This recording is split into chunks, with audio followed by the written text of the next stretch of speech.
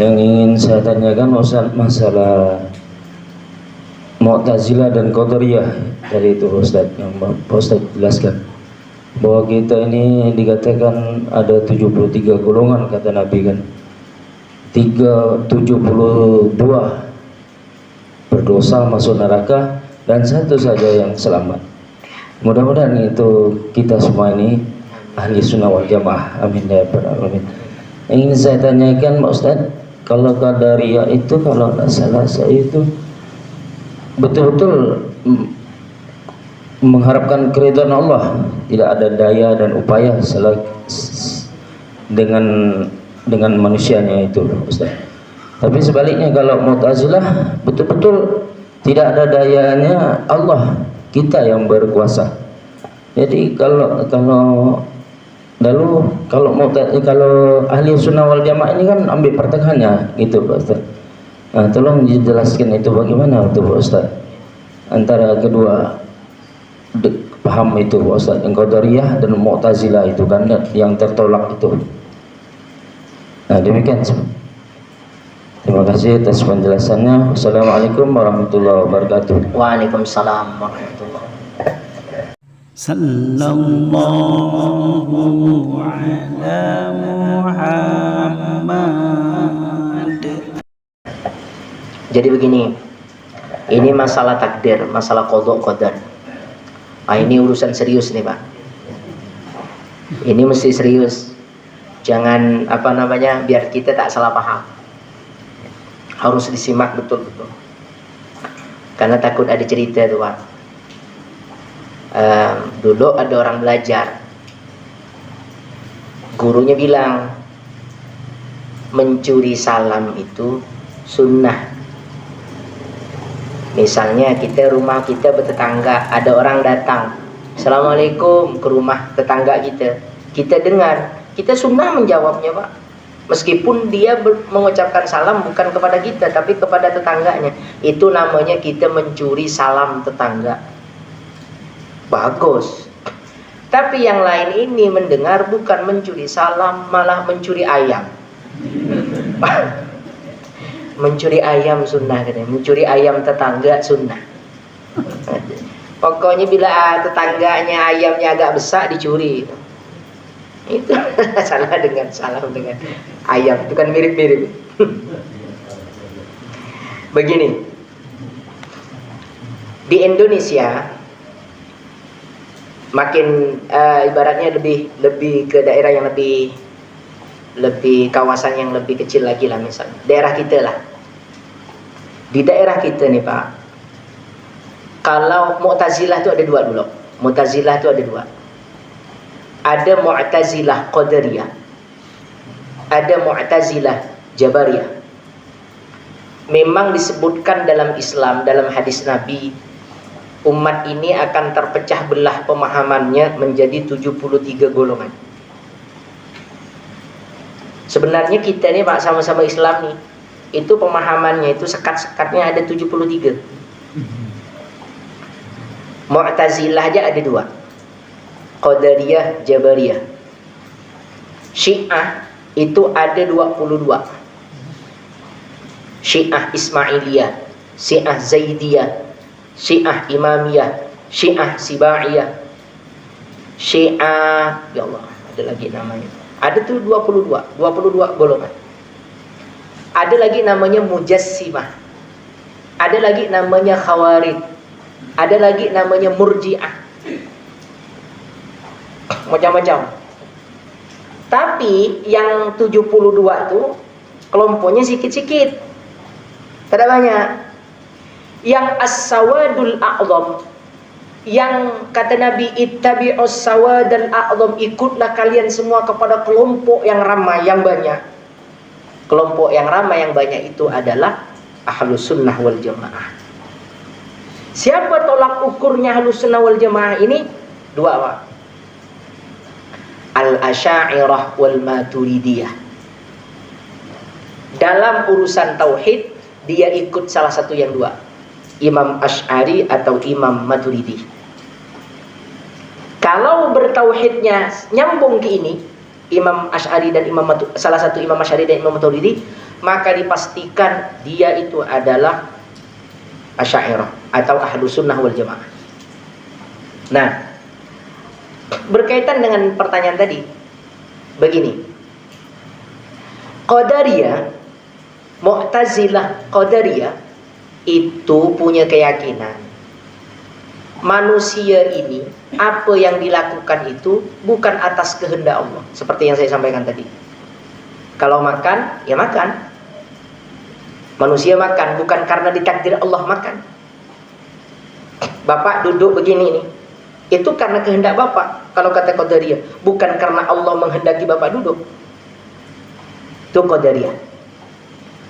Tapi Pak, pertanyaan ini kalau pernyataan ini, keyakinan ini kalau ditanya, oh berarti kalau begitu ada sesuatu di muka bumi ini yang terjadi bukan atas kehendak Allah, kan berarti kan?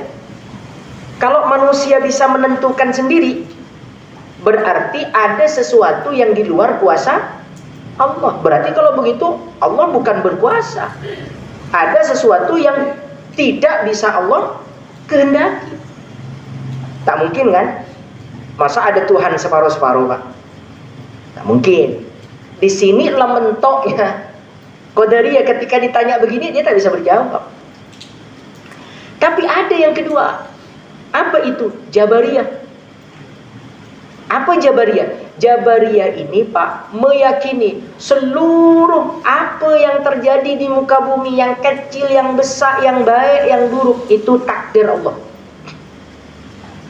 Betul kan? Dalam sisi ini betul, tapi dalam sisi lainnya salah. Karena semua atas kehendak Allah, maka tak ada dosa. Kalau saya tak sholat, itu bukan saya, kata dia. Allah tak ada sholatkan saya. Kalau ada orang mencuri, itu tak ada dosa, bukan dia mencuri, Allah yang mencurikan dia. Nah, itu Jabariyah tuh, Pak. Kalau yang Qadariyah, saya yakin tak ada di lingkungan kita. Tapi Jabariyah bisa saja ada. Cuman kadang tak ada diceritakan. Soalnya ini ilmu tinggi, Pak. Kata dia. Jadi menganggap tidak ada daya, tidak ada upaya sampai meninggalkan syariat, itu namanya Jabariyah. Lagi kata dia, untuk apa kita berpegang pada amal? Yang bisa memasukkan kita ke surga itu bukan amal. Yang jadi tujuan kita itu Allah, bukan sholat. Sholat kita itu tak bisa masukkan kita ke surga. Betul kan? Betul. Mana ada orang masuk surga karena sholatnya? Orang masuk surga itu karena rahmatnya Allah. Tapi Bapak tanya, macam mana cara nak dapat rahmat Allah? Tetap jawabannya ya harus sholat, Pak. Macam mana mungkin kita dapat kasih sayang Allah sedangkan perintahnya tidak kita lakukan? Nah, gitu uraiannya seperti itu. Nah, dua-duanya ini salah. Qadariyah yang menganggap manusia melakukan dirinya sendiri tanpa kehendak Allah itu salah, karena menganggap Allah tak berkuasa atas manusia. Yang menganggap seluruh apa yang terjadi di muka bumi ini adalah kehendak Allah sehingga tidak ada dosa, juga salah. Nah, yang benar macam mana? Nah, ini yang Ahlus Sunnah wal Jamaah. Nah, keyakinannya begini, Pak. Ini yang mesti kita paham. Kita mesti yakin seyakin-yakinnya seluruh yang terjadi di muka bumi ini itu atas kehendak Allah. Harus itu. Cuma ingat, Allah itu punya aturan. Kalaupun ada orang berbuat maksiat, berbuat dosa, betul itu memang kehendak Allah. Betul, Pak. Jadi tak boleh kita ingkari itu bukan kehendak Allah. Memang kehendak Allah. Tapi pertanyaannya, kalau memang itu kehendak Allah, kenapa dia mesti berdosa, Ustaz? Karena sebelum dia melakukan itu, Allah sudah beri dia namanya akal. Maka nanti yang dituntut di akhirat bukan karena apa kamu mencuri, bukan itu. Kenapa kamu tidak menggunakan akalmu? Padahal kamu kan udah tahu ini jelek, ini buruk. Tapi kenapa kamu masih memilih itu, bahasanya? Nah, Jadi yang dituntut nanti itu afala ta'qilun. Kenapa kamu tak berpikir? Afala tatafakkarun. Kan kamu udah tahu kalau begini benar, kalau begini salah. Tapi ngapa milih begini? Nah itu yang ditanya apa? Yang dituntut nanti. Jadi dosanya itu hakikatnya bukan karena perbuatannya, tapi karena tak bisa menggunakan akalnya itu. Nah, maka kata para ulama, dalam kita bertauhid ini udah patuh aja. Makrifat yang sebetul-betulnya makrifat itu Pak, patuh dengan Allah. Itu makrifat. Yang betul-betul makrifat patuh. Allah nyuruh apa? Suruh begini, kerjakan. Diterima ke tada, yang penting dikerjakan. Jangan dipikirkan Allah nyuruh kita sholat, sholat aja. Allah suruh baca Quran, baca Quran aja. Mau diterima atau tidak itu urusan belakang. Urusan kita nih sholat dulu, patuh dulu. Nah gitu. Gini, masa kita nak bertanya kenapa kita diperintah sholat, sedangkan Allah tak pernah bertanya untuk apa Allah memberi nikmat kepada kita. Mata kita diberi nikmat mata, itu tidak ditanya oleh Allah. Nikmat yang banyak, sekian banyak Allah berikan cuma-cuma. Masa ketika disuruh perintah kita nak nanya kepada Allah, kenapa saya disuruh sholat ya Allah? Itu pertanyaan yang tidak mendasar. Maka patuh aja. Dalam dunia makrifat itu yang paling tinggi itu Pak adalah patuh. Iblis itu makrifat, cuma makrifatnya tersungkup ke bawah. Kenapa? Karena tak patuh. Iblis tuh surga tahu Pak, neraka tahu. Dengan Allah biasa berkomunikasi. Kok bisa masuk neraka?